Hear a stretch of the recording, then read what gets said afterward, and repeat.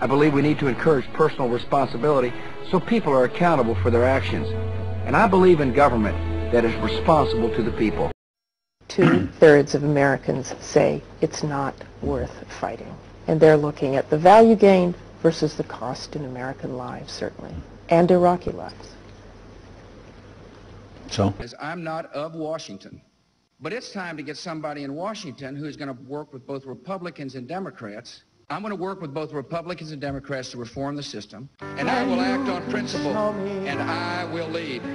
America will be proud to have a leader of such character.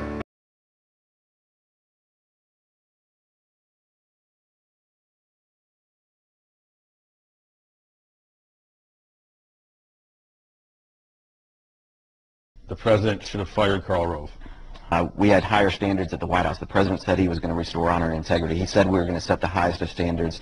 We didn't live up to that. When it became known that his top advisor had been involved, then the bar was moved. And the bar was moved to, if anyone is indicted, they would no longer be here. So you think they should have been dismissed? I think so. I mean, Scooter Libby was, and I think that he should have. Yes, but that was pushed out. But you believe Rove should have left? I think the president should have stood by the word, and that meant Karl should have left.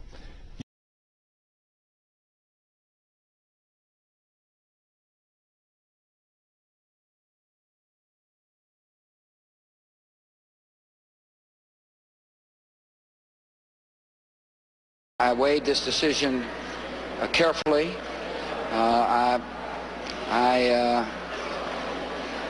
I thought that the jury verdict should stand. I felt the punishment was severe. So I made a decision that would commute his sentence. But Mr. President, federal sentencing guidelines call for jail time in these kinds of cases of perjury and obstruction of justice.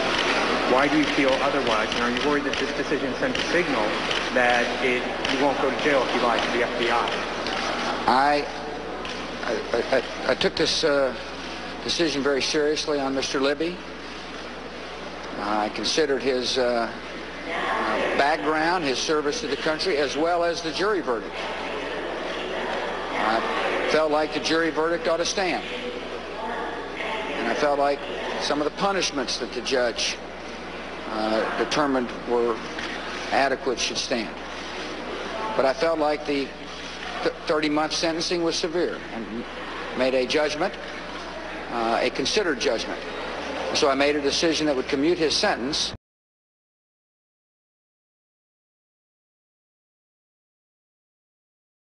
The military that builds nations or all of that. Is that on your I don't think so. radar screen? I think what we need to do is convince people who live in the lands they live in to build the nations.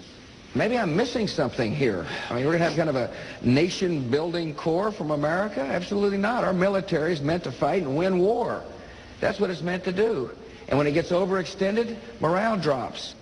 But I'm going to be judicious as to how to use the military. It needs to be in our vital interest, the mission needs to be clear, and the exit strategy obvious.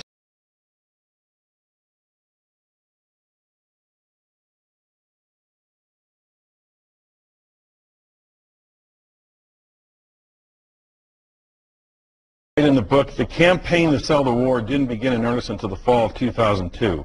But as I would later come to learn, President Bush had decided to confront the Iraqi regime several months earlier. Cheney, Rumsfeld, Wolfowitz all saw September 11th as an opportunity to go after Saddam Hussein, take out his regime, eliminate a threat, make the Middle East more secure, and Bush agreed. What the intelligence was wrong, but we also went about this in a less than open and forthright way, so in my view. That caveats were dropped over time, that contradictory intelligence wasn't talked about, so the American people didn't have that full, open, and forthright view of exactly what it said. Bush pulled Rumsfeld aside in a private one-on-one discussion in late November 2001, as author Bob Woodward confirmed with the president, and instructed him to update the Pentagon's war plans for Iraq. Bush made sure this initiative was closely held, known only by a few people who could be trusted not to leak it, but it meant that, in effect, Bush had already made the decision to go to war, even if he convinced himself it might still be avoided. And although I didn't realize it at the time we launched our campaign to sell the war, what drove Bush toward military confrontation more than anything else was an ambitious and idealistic post-9/11 vision of transforming the Middle East through the spread of freedom. This view was grounded in a philosophy of coercive democracy, a belief that Iraq was ripe for conversion from a dictatorship into a beacon of liberty through the use of force, and a conviction that this could be achieved at a nominal cost.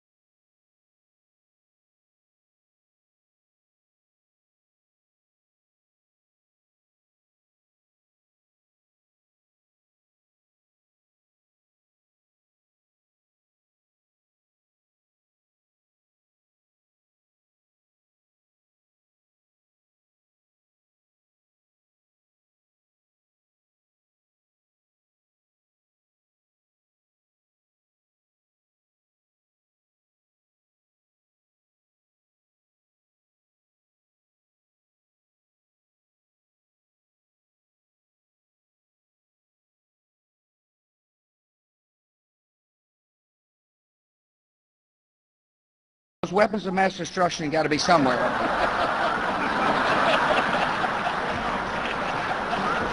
Nope, no weapons over there.